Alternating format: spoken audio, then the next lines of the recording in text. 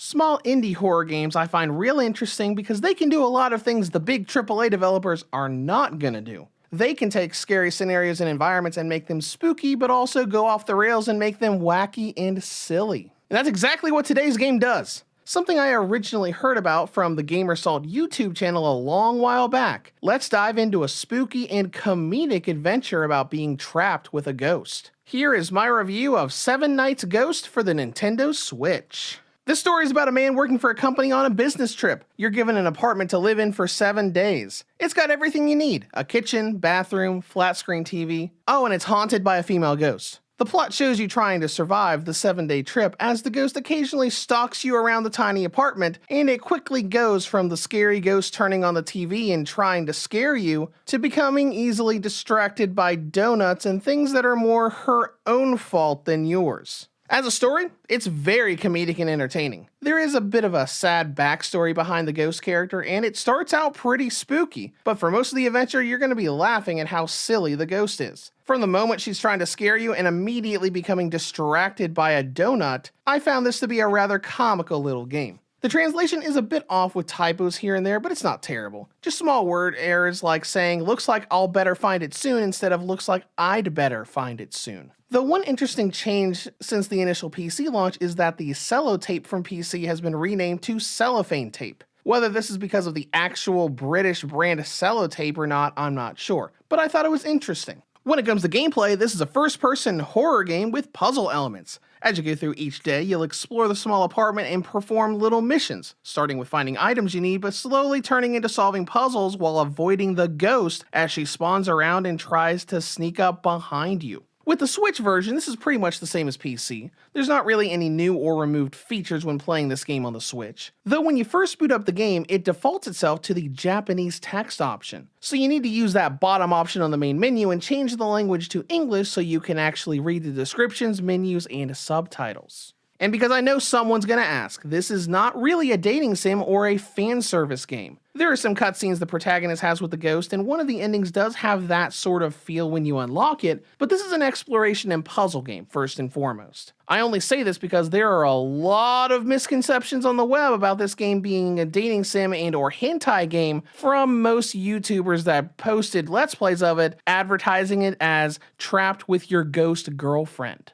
Now let's get on to the game itself. Each of the 7 days plays as its own stage. Each one has some mission you need to do. This begins with just finding items in the apartment to help you learn where everything is. But it'll eventually turn into solving puzzles around the place, having to dig around and figure out how to do things, like coloring in a special pattern or doing a mini game to repair a broken statue. You do this in very typical first-person horror fashion, where you look around, open up drawers, and interact with items, getting little descriptions or options to pick up and take them. While you don't get a run or dash button, it feels very typical first-person horror, especially with how all of the drawers and doors open. The big gist of this game is that you do these tasks while the spooky ghost tries to sneak up behind you and scare you. There are sound cues whenever she's around, and it increases in volume the closer she gets. If you look around and see her, she'll disappear and spawn somewhere else in the apartment to try again later. While the in-game lore does solidify that she has no malicious intent towards you and is only trying to scare you for her amusement, you will fail the stage if you get caught by her and have to restart what that day has you do. So you do have to make sure you're always on the lookout whenever those sound cues happen so she doesn't catch you.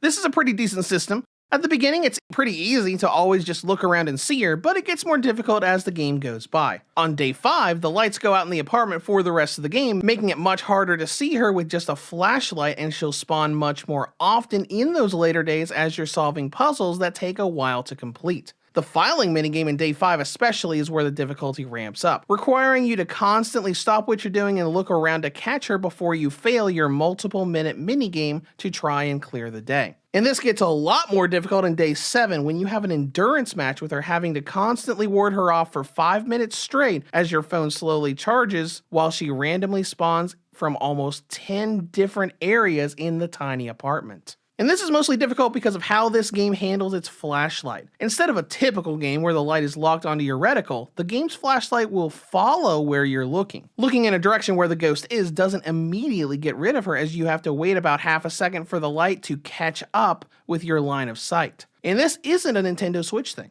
The PC version does this as well. It's a rather strange mechanic and is the big reason Day 7 is so difficult. Even huddling around by the front door to never have her come in behind you gave me several tries that failed because I was looking at her as she moved out of the restroom, but the light hadn't quite caught up by the time the game said you fail. Now once you complete a day, it just unlocks the next on the title screen, so you don't need to worry about having to go through the entire game without getting caught. And there are some extra things you can do as well. By default, you get the normal ending upon finishing the game, but each day hides a little talisman on the walls that you can interact with, and if you get rid of all the talismans in the game, you will unlock the secret ending that shows a bit more of the game's silliness than the more serious normal ending. It's pretty easy to get this as well. When you're on the title screen, all of the days you found the talisman for will actually be highlighted in yellow text so you know which ones you need. And if you've already cleared the stages once before, you don't even have to complete them again. You can just load in, grab the talisman, and immediately quit to the title screen, and it'll still count your progress towards the secret ending. But let's ask the important question. Is this game scary? It's a bit more so than I expected it to be. At the start of the game, it's pretty good with its little jump scares like showing her face for a second the first time you enter the restroom, seeing her sneak up on you via mirrors, and the creepy introduction scenes with her phasing through doors and walls. It was a pretty good setup, and while it does get a bit routine and silly later on, especially when you're tracking a ghost through a fully lit apartment, the game still has some decent jump scares in the later days. And the flashlight with the lights off change after day 5 definitely helps the spooky factor. It was much creepier to see her sneaking up on you through a flashlight than a fully lit room. I still wouldn't call this an edge-of-your-seat horror game, but it does a decent job of keeping its spooky atmosphere.